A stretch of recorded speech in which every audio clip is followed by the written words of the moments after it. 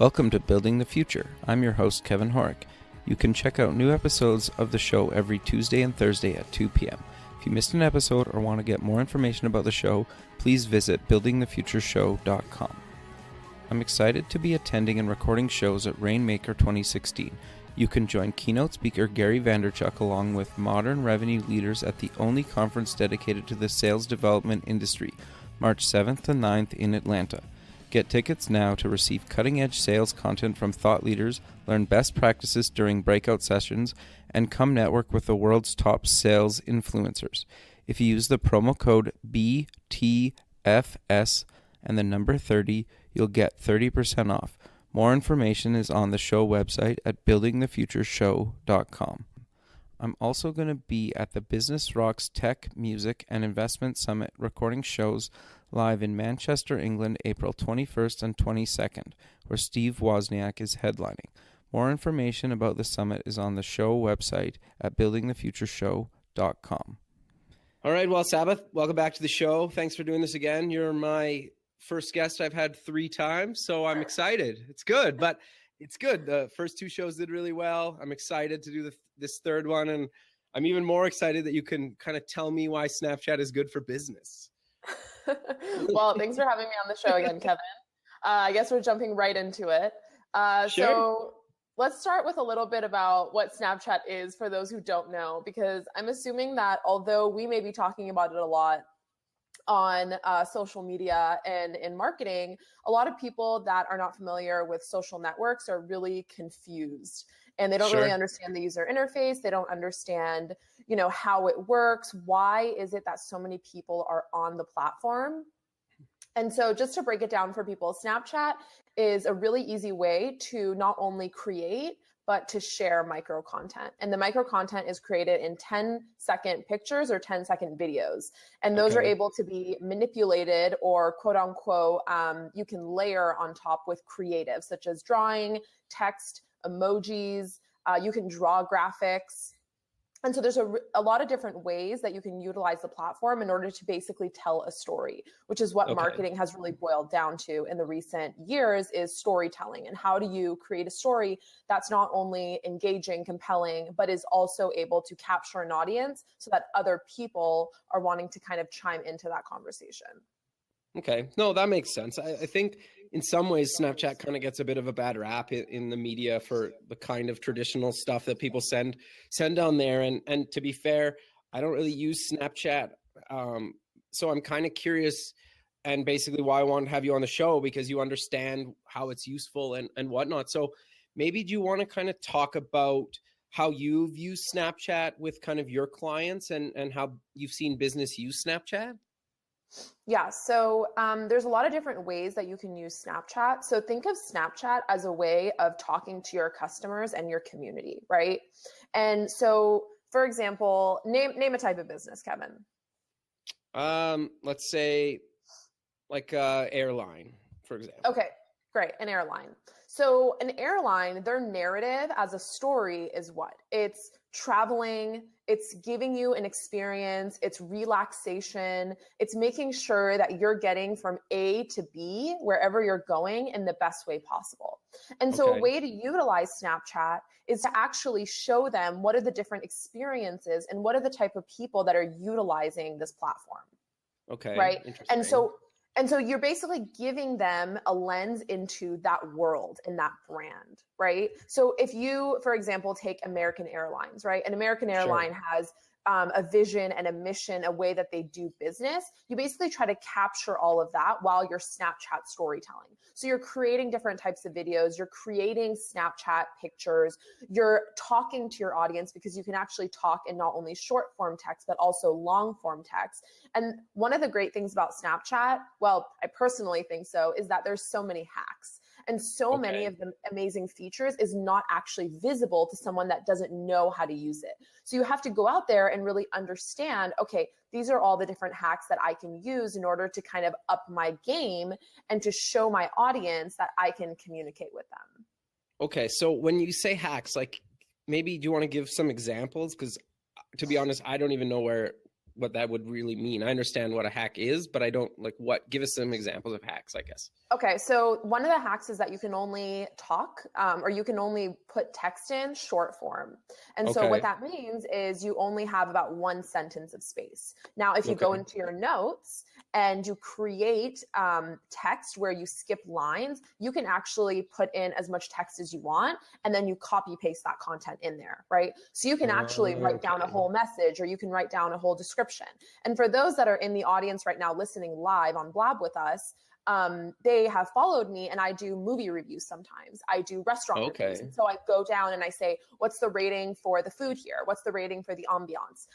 What is the overall score? Where was this restaurant located? What did I eat there? And so it's a way for you to actually be able to communicate instead of, for example, putting it in a blog post, right?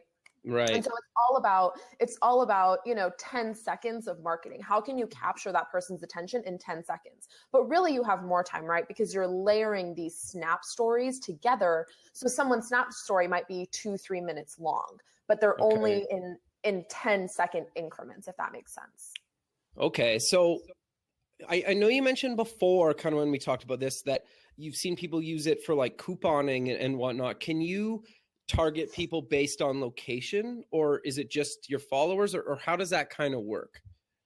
Yeah, so it's not geographically based. You can add people that are nearby so that you're more specific to where you live, but it's a little bit more difficult. Now, what you can do is you can make sure that when you're putting out content, you're being clear about your location and you're utilizing the geo filters and the geo tags that are there. So if, for example, your restaurant is in Austin, Texas, if someone follows you or someone discovers your content, they'll be able to know that, okay, if they ever come to Austin, they'll be able to actually go to that restaurant.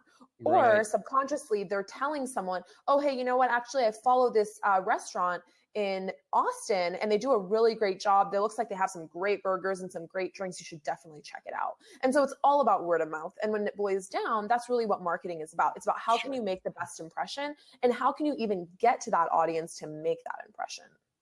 No, that's interesting. So you mentioned kind of geofencing. Can you pick where your geofencing is? And what I'm getting at here is there was this really successful marketing campaign somewhere in South America where this shoe store basically geofenced their competitor's store in the mall. And basically what happened is, if the second you walked into this geofence around their competitor, you'd get a notification on your phone and it would say you have 2 minutes to get to this shoe store, and the faster you got there, the bigger of a discount that you got. And I'm kind of curious if can you do these kind of little bit kind of outlandish marketing kind of campaigns, or is it a little bit not as complicated as that? And maybe, sorry, somebody's asked what geofencing is. Maybe I'll just cover that quickly before you answer. The geofencing is basically setting it'd be like a target area. So you could say if you get 100 meters within a store, that it would pop up a notification, and that notification could say just like, welcome to the store. It could say, if you're going to a grocery store, it could say you have, 1,000 loyalty points, or you have a free promo or something like that. So you can pop up kind of notifications based on a certain, when people walk into a certain area related to a store or competitor. Yeah, so right now you can't do anything where you're actually being able to target people in that area that have Snapchat that are able to then get a notification. But what you can do, which is what you were referring to a little bit earlier in your question, was do flash sales, right? So you're telling the person, that, okay, you have 24 hours. So for those of you who are not familiar, a Snapchat story gets basically weaved into each story that you add every time that you add 10 seconds to it, right? And so when you're sharing this story publicly, it's available 24 hours from the time that you post it.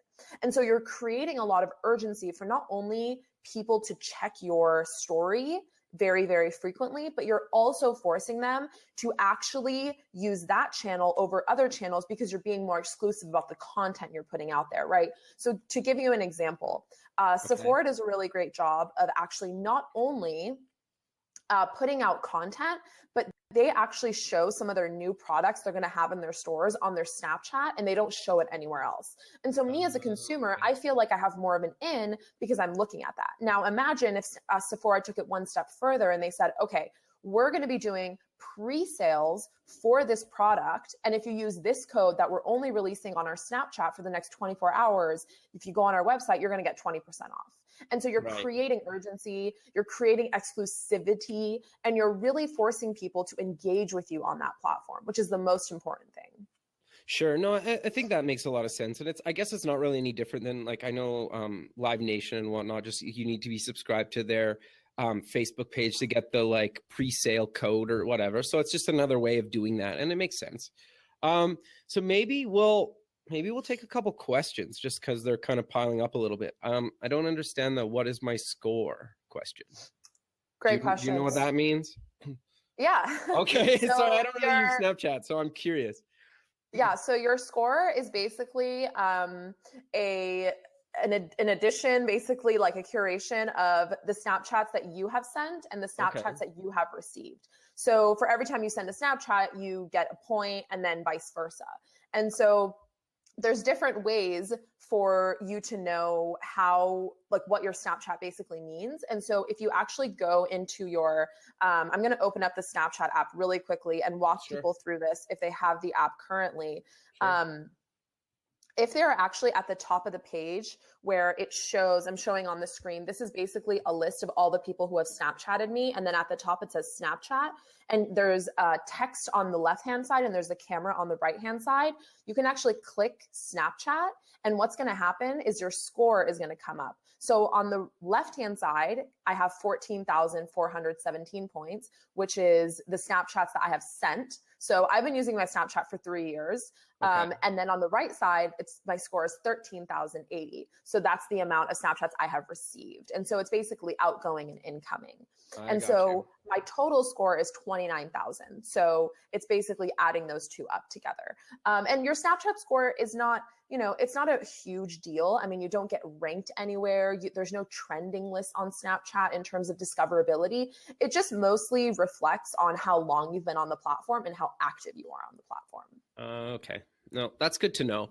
So maybe I'll ask, Kathy asks, can you use Snapchat on scheduled based programs such as Post Planner and Hootsuite? Or is there any other app to manage kind of a schedule?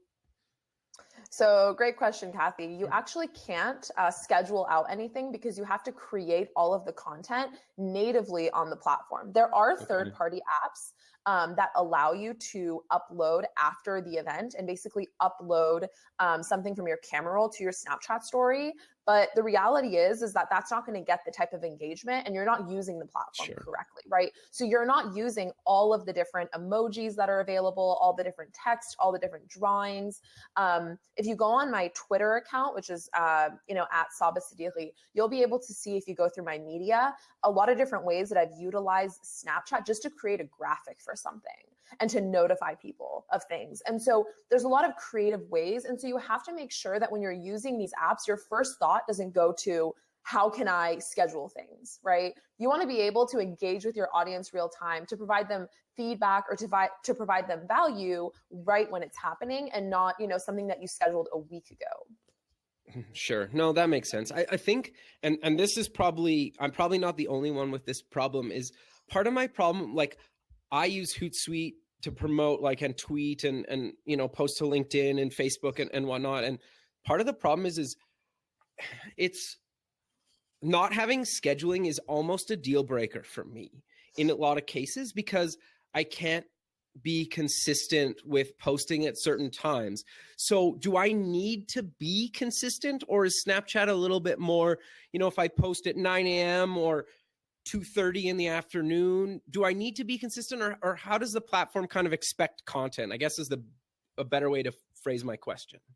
Okay, so two things I want to address. The first one is the scheduling, right? And how that's a barrier for a lot of people that prevents them from getting on a platform. So my answer would be, right, so for most of the social platforms that people are familiar with, such as Facebook, Twitter, Pinterest, so on and so forth, there are scheduling tools. So how about if you really want, you can schedule for those platforms and you can go all in and create real-time content on your Snapchat, right? Because the audience is there and the engagement is there, I guarantee you, and it's going to pay off so much more than if you decide to live update your Facebook or your Twitter and so on and so forth.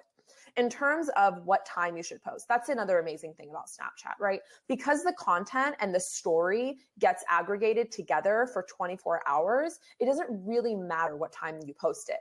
Because at the end of the day, if someone's going to click on your name and watch your content, it doesn't matter what time you posted that content, and they get layered into each other. And so they don't know exactly until you use unless you use the timestamp on it. Okay. No, that makes a lot of sense. I guess it's just a different way of thinking for certain people, because for me, I plan out basically like a lot of my tweets for the entire week on, say, Sunday, right? For example. And so it's a different way. And I guess it makes sense, and you just kind of need to almost fit it in when you can. Maybe we'll take another question from Ed. Is there a concern that there are too many platforms and only limited time to use and maintain them all? Sure.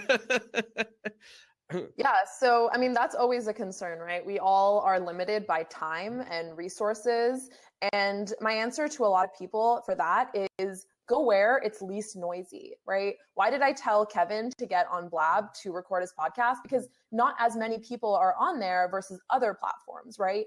And so it allows him an opportunity to get in front of people that he couldn't have otherwise. And the same thing is true for Snapchat, right? There are so many people that I talk to, and the first thing they tell me is, Saba, can you help me with a Facebook strategy? And I ask them, why do you want to be on Facebook? And they say, well, everyone's on Facebook. And I said, well, that's not a good enough reason, right? Yes, Facebook is necessary to an extent, but at the same time, if your content is not going to be seen, why invest the money, the resources, the time, the creative manpower to create content for that platform? And so what I tell them is, why don't you move towards a platform that not as many people are on, right? I mean, Snapchat has 100 million daily users and 6 billion daily video views. It's not a tiny little app. It's been around for years now. But because people are so hesitant and they are so caught up with just the intimidation of how to use this new social platform. And when I say new, I mean, because of its interface that's not intuitive to people, they're scared and they don't want to jump in and they don't take the time to learn it. But if they do, the payoff is actually disproportionately more in their favor than if they decide to go all in on a platform such as Facebook or Twitter that is not going to give them the traction, even if they do it every single day for 6 months straight.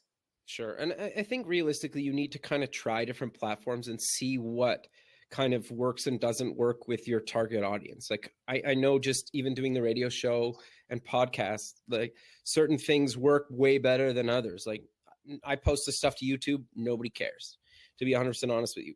Even the show you and I recorded on Friday, kind of about Periscope and how to use Blab, has way more listens already just and replays than stuff I recorded and posted to YouTube 6 months ago. So for me, YouTube isn't working. I haven't spent a ton of time doing it. So I can see where you're kind of going with that, and it makes a lot of sense.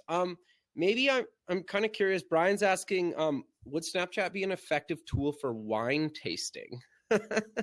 I think it would be an amazing tool. And the reason I say that is because I'm going to be the first person who follows you because I love wine and I would love to get educated. And that's the thing people don't understand, right? If you have a business and you're selling a product or a service and people are giving you money, there is people in the world that care about this thing, right? And so what you want to do is you want to find different ways to add value, right? So if you're a foodie, you're going to be showing them all different restaurants. If you are in the wine tasting business or you are in the wine business, you're going to be educating them about wine. You can educate them about the different wines you can pair food with. You can educate them about the pricing. You can educate them about the flavors. You can educate them about, what does it mean when a wine is older versus when it's younger? And I'm only coming up with these questions because this is a question I have as a consumer. I'm not a wine expert, right? But these are things that I want to know about. And so if you create a channel that you're able to creatively convey this information and this message, that would be extremely effective. And not only that, you're at the advantage of being probably one of the first people to be doing this business rather than the last. Rather than getting on YouTube and creating wine content like Gary Vaynerchuk did when YouTube started, right, with Wine Library, you're basically doing what Gary Vaynerchuk did with YouTube, but on Snapchat. And you're making sure that you're creating content. And Brian, if you need any more advice, you can, reach out to me. My direct message is open. I have email, and, we can chat further. Sure. I guess the gratitude coach is asking, should I share my snaps on Facebook and I guess and or other social media? Yeah, good question. So cross promotion is a huge, huge part of Snapchat. And the main reason is that it doesn't have its own discoverability that is actually built into the application. And so what I mean by discoverability is, you don't have hashtags that you can utilize. There's no explore page. There's no discover page. There's no trending page. There's none of that stuff, right? So they took out all that clutter that you don't need, the followers, the following, all these like vanity metrics that are really not valuable on a platform, and they just show content. So the only way for you to get more followers and to get more viewers on your Snap story is to actually cross promote. And the way you do that, I believe her name is Tony, I guess, Grateful Tony. What you do is actually you save your complete Snap story. And from there, you can either, drop it into a Canva frame or, edit it really nicely. And in terms of editing, I mean, because the video is vertical, you might not want to post it natively like that, just so it fits kind of the Facebook model. And, you show your story and you show, what content you're providing on Snapchat. And if people are liking it and you already have a built-in sort of community and audience on there, that way they'll be able to find you and they'll be able to connect with you. And you can do that as well on, I share a lot of my very creative snaps on Twitter. I share them on Peach. I share them on Facebook sometimes. I share them on my Instagram. I talk about it on my Instagram. And so you want to find different ways that you can talk about Snapchat as a platform and the fact that you use it without being spammy, but just showing the content that you create. Sure. Oh, yeah. Actually, one more thing someone mentioned in the chat is Slinger. Great call, Jed. One of the things about Slinger that I really, really love is that Slinger is the probably only discoverability application right now where you can actually find snappers because they're uploading their content onto a feed. And so the only content you can actually upload is vertical content. So this application was specifically made for Snapchat users. And the great thing is that once you get a lot of likes and engagement, you start trending. And the important thing about trending is that more people are finding you. And that's probably the biggest difficulty that people have about, how do I grow my audience? Sure. So do you maybe have some other tips on kind of how to grow your audience? I'm just kind of curious. Yeah, so there's different ways. So the first one is you can actually do a Snapchat takeover. And so if there is someone, I'll just take, I believe, Brian, who asked about wine tasting.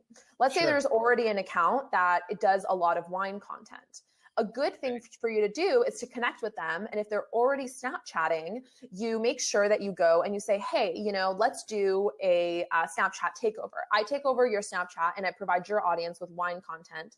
And then vice versa, I take over your Snapchat and I do something on yours. And so that way you're basically cross-promoting with the same audience. Sure. Another way to grow your audience is to, just give them a call to action. If you're providing really great content every single week, every single day on your story, you say, hey guys, if you really like my stories, could you please give me a shout out on your story, right? And so they're going to be shouting you out. And a lot of people have asked me, if I tag someone, if I write @ in the text and I put someone's handle, do they get tagged? Do they get a notification? No, they do not. It is just text. And so really what you're going to be doing is you're just going to be familiarizing them with that person's Snapchat handle so they can add it. Or actually, Jed Record did this for me once. He actually put my Snap code in his Snap story. Now they can just screenshot that and then later on upload that image, which actually recognizes the code and automatically adds you in. Okay, no, that's interesting. Tony's asking, great snappers to follow. Yeah, good one. I think you should follow me. But to be honest, the content that I post is mostly a lot of creative content. I post a lot of food. I post a lot of travel, a lot about lifestyle. I'm more of a storyteller through pictures and videos. I'll go to a museum. And for those of you who are in this, live session right now, you will know what kind of content I post. Another one for motivation is the Carlos Gill. I can put him in the chat here. He is great. He works for, a large corporation. He does a lot of motivational content, and he really provides value and does mini tutorials and lets you know when he's putting out new content. Another great one is Sean Ayala, and I'll put him in the chat as well. Sure.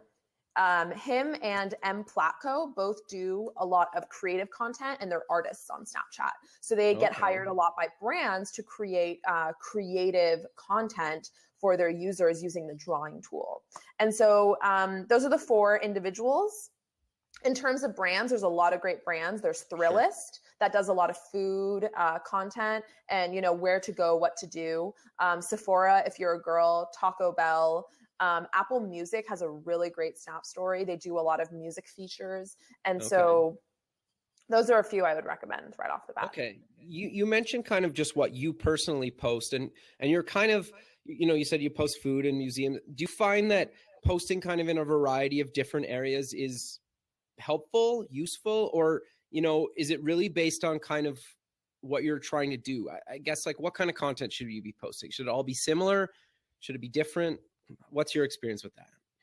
Right. So, well, you have to think about it in terms of what your goals are. And so for me, I'm more of a personal brand. And so what I'm trying to do is to just allow my audience to get to know me better. And so for them to know, when I'm not, talking about marketing and social media and business and all these other things on other platforms, and when I'm working, what am I doing with my time? And so it gives them sort of a frame into who I am as a person. Now, if you're a brand, or if you're someone that has a small business, you want to be telling your business's story or your brand story. And so you're going to be creating content tangent and around, what you're selling or what service you're providing.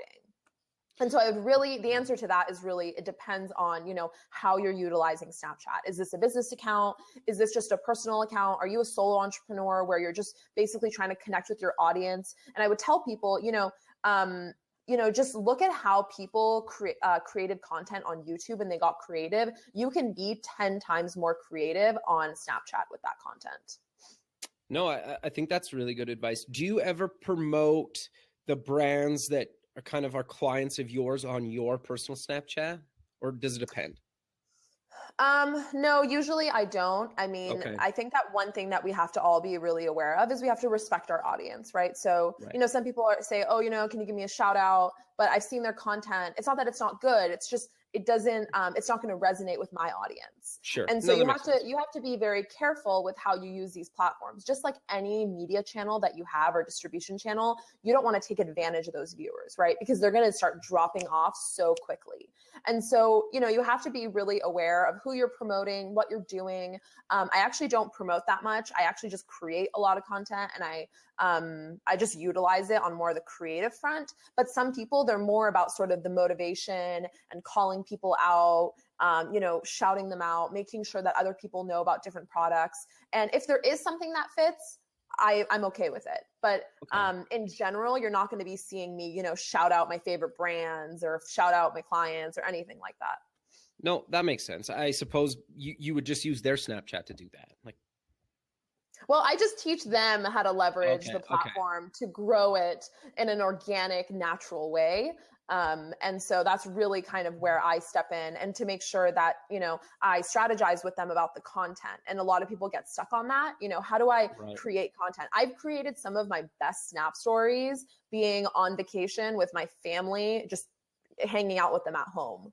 I created a really amazing Snapchat about just like a cooking series. Like we were all cooking and I did a bunch of different things. And so there's a lot of different ways that you can create content, but sometimes, you have to kind of step out of your comfort zone in order to figure out how to best present that. Sure. No, I think that makes sense. Brad asks, what opportunities do you see for Snapchat to play in the part of customer service or customer experience? Well, I think customer experience is just the storytelling, right? So how are you able to convey sort of that experience? Like we were talking about earlier about the airline, how are you showing your audience, what it feels like to have an experience with this airline? So I think customer experience comes really hand in hand with really great storytelling. In terms of customer service, I mean, there's a chat feature, there's a direct message feature. There's actually like a FaceTime version of, Snapchat Live. And so when you're in the chat, if the icon on the right-hand side turns blue, you're actually able to click on that in live video chat. And so, if someone has a question and they're, hitting you up on Snapchat and they're saying, hey, I have this issue with my product, or I'm stuck on this, and they're, seeking support, the best way is if they Snapchat you, why don't you just click on that button and help them right there, right? And so that's a really simple way for you to provide customer service. No, I think that's really good advice. Sandra's asking, do you need to follow each other to chat? Great question. So, yes. So, well, yes and no. So it depends on the settings that person has on their Snapchat. So for example, I allow everyone to watch my Snap story. So even if I don't add them onto my list, they're able to watch my Snap story. Now, they're not able to actually swipe up during my story and chat with me and engage. But if someone that doesn't follow me, or if someone that I don't follow, or vice versa, if I chat them, they will actually receive the chat. Whether they decide to open it or respond, it's kind of up to them. Okay. No, that makes a lot of sense. We've had a couple of questions that didn't make it into the question field. I'm just trying to go through it. We provide online library content for those training and working in the mental health field. Wondering how to create engaging content in that field. I guess kind of any field that is maybe not necessarily in the tech or kind of, I'm not really sure. Well, I think it's more about, so those organizations, you're not always going to be talking about it because maybe it's something that you can't talk about. But what I would tell them is the other side of the token is actually creating awareness around it. So creating creative campaigns around awareness, right? And so, there's awareness around suicide, around depression, around AIDS, around rape victims. And so all these different things are not things that you can necessarily directly create content around, obviously, right? Sure. But what they do is they just create a campaign that's content centric to increase awareness. And that's how you need to use Snapchat. Okay. No, that's really good. I'm just trying to think. No, I don't. If anybody has any other questions, just keep them coming and we'll ask them. So I'm kind of curious to know, what would you recommend to people that are kind of still on the fence about kind of using Snapchat and maybe they're just kind of scared to move to that platform? What would you kind of tell them to kind of say about time, like, let's go to this thing? Because to be honest, I would even put myself in that category, right? I'm not using it to promote any of the stuff that I'm doing. So kind of, what would you kind of tell people that are a little bit still on the fence? I would tell them that it's probably not the first time that they've been scared to do something in their life. And this is the exact same thing, right? Sure. And that sounds cliche. That kind of sounds, oh, that's an easy answer, but that's the truth, right? When we're scared of something, we have to think about why we're scared of it. Are we scared that we're not going to be able to use it properly? Are we scared that no one's going to care about our content? Are we scared that, we're not going to be good enough? I mean, there's so many barriers that we mentally create for ourselves. And so what I would tell someone is that, just try it out. Just do a couple snaps, follow the 4 people that I mentioned. They're going to be able to show you kind of the power of Snapchat. And from there, you can just kind of, dabble in it. And when you first start out and you don't have a large audience, you don't have to be scared about, people judging you, because ultimately you're not going to have a huge audience. I always make kind of the parallel of, when I first started doing live video and doing, I have 3 podcasts of my own. It wasn't easy for me, but over time I grew my audience and I grew my skill level. And the same thing is true with Snapchat. When I first began 3 years ago, it A, didn't have the functionality it has today, and B, I didn't have the audience I have today. And so I didn't have to worry. And so for those that are scared or they're not sure, there's one question of, do you even want to be on a social networking app? But if you do, and you're just scared of, all the barriers, I would tell them, A, come talk to me or someone that really understands Snapchat, and B, to really just try it out and to just, see if it'll work. Because I will assure you that Snapchat is one of those things that once you kind of find your niche and find your comfort zone in terms of the creativity, you're going to absolutely love it. One of the reasons that Snapchat has done so well and has grown as large as it has in the past 3-4 years is actually the intimacy that the Snapchat community provides being able to actually reach a large audience. And what I mean by intimacy is that it's not, your content is not all over the web, right? So it's not like your Facebook profile or your Twitter profile. When you're posting content, only those that are friends with you are seeing those stories and seeing that content. And so that intimacy really creates a little bit more comfort when you're creating content in the beginning. Sure. No, that's really good advice. So I'm kind of curious, is there age ranges that you would say traditionally use Snapchat over kind of other age ranges, or is it kind of any age range? Yeah. So right now, the dominant age range for Snapchat is skewed towards millennials. So between 13 and 35. So that's really where the demographic is. But if we think about it, I mean, they have a huge buying power. If we're talking, straight marketing, I mean, they are a very, very important demographic. And by 2017, they're going to be a larger part of the population than baby boomers are, and they're going to outspend them. And so when we think about it like that, that's basically the stats right now show that 60% of 13 to 37-year-olds are on Snapchat. It has 100 million daily users moving up, growing daily. And it has 6 billion daily video views. And to compare it, Facebook has 8 billion daily video views. So in comparison, a platform that is less than 5 years old has more daily video views than a platform that is almost a decade old.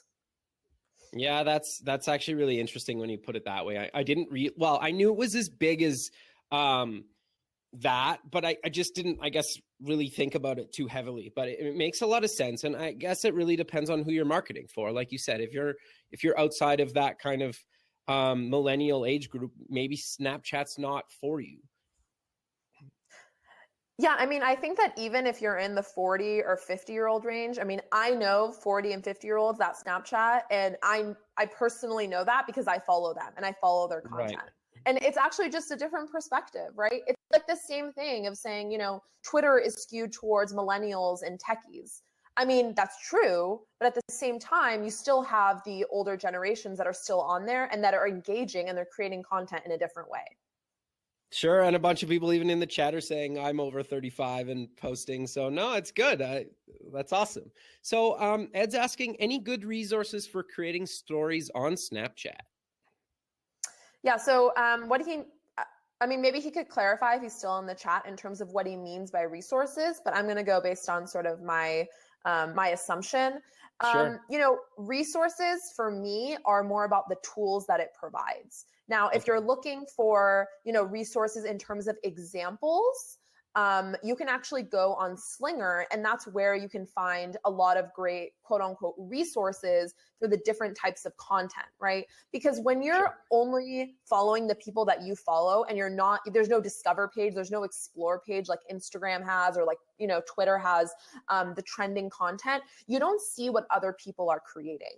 And so one thing you want to do is you want to be connected to people that necessarily you might not follow yet, but you're able to see your content. And that's what Slinger provides. It provides a community of people that are uploading the content that they created on Snapchat so that other people can discover it and other people can, basically subconsciously learn from them about how you can actually utilize all the different features, such as, for example, the geo filters, the fast forward, the backwards, the slow motion, the layering, the graphics, the emojis. I mean, there is just such a wide range of ways to utilize these platforms that I think if you get on Slinger, or if you follow me, if you follow Carlos, if you follow some of the brands, you'll really be able to see these platforms used optimally. Sure. So do you think that they're going to bring a discover page now that more marketers are kind of on Snapchat? I mean, do I think so? No. Do I hope so? absolutely not. Right. I think that when you change the DNA of a platform, it makes a huge impact, right? It kind of goes back to something that I'm going to compare to something people are familiar with is when, Twitter talks about changing the 140 characters. Yeah, That's something totally. that's a part of their DNA, right? That's like a main reason people use the platform. And if Snapchat, if they try to create a page where people are discovering, different people, I mean, it's just going to get messy, and we don't need that. It's actually better for them to continue the way they're doing, because now people have to take all of their other social equity that they've built and they need to promote their Snapchat. And a couple of ways for people to do that is one, which is something that I've done, is put your put your Snapchat code on your Twitter banner. You can put it on your Facebook banner. You can put it on your website. You can put your Snap code. You can put it under your blog post at the end of it as a way to sign it. You can, create stickers with your Snap code and put it in different places. So there is just so many different ways for you to cross promote, and it's actually better for Snapchat if you do so. Sure. And one guy even mentioned LinkedIn, and I know some people put different handles and whatnot in their email signatures, depending on kind of who you're emailing, right? So I think it's just kind of, I do like the idea of cross promotion, right? And I think you bring up a really good point with kind of cross promotion. And you can even maybe, what do you think about the people that just say, tweet out, just add me on Snapchat or other networks? Have you had experience with that? Like, do you think that's a good idea, bad idea? Because I know there's a bunch of ways to kind of get followers, and some are a little bit more kind of gray and acceptable to certain people than others, right?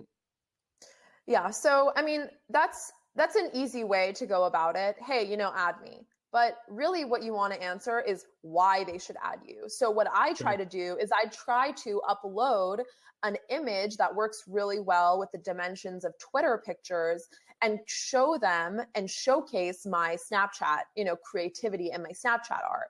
Because really that's what you're trying to say. You're trying to say, you should follow me because, and then show them the content. Now you can just say, add me. It probably won't be as effective. The other thing to do is to growth hack some of these newer social networks. For example, Peach, which I recently covered on my podcast last week, and to actually start posting your Snapchat content on there and pushing your Snapchat. And I had 15 people add me overnight, right? And so how are you able to growth hack and really be able to reach a newer set of audiences, which is really what being good, I think, at marketing is about, is not only taking advantage of your current audience, but finding new audiences. And that's why when people say, is there an overload of platforms? Yes. But if you had to choose, why would you choose to be on the more noisy platform if you don't already have an audience versus the less noisier platforms that don't have as much people, but you'll be able to get so much more engagement out of? No, I think that makes a lot of sense. And I think that's actually really important to stress to everybody kind of listening. But Saba, sorry, we're out of time. And so maybe let's close the show with kind of promoting where people can find you, obviously on Snapchat. Maybe if you want to talk about kind of your podcasts and your shows that you're doing and kind of anywhere else that people can find you online. Yeah, of course. So if they want to find me online, I am on Twitter at Saba Sedighi, SabaSedighi. My handle and username is the same as well if you want to find me on Instagram as well as on Snapchat. If you were in this live blab, make sure that you chat me on Snapchat. I'll definitely want to say hey to you. Thank you for joining in.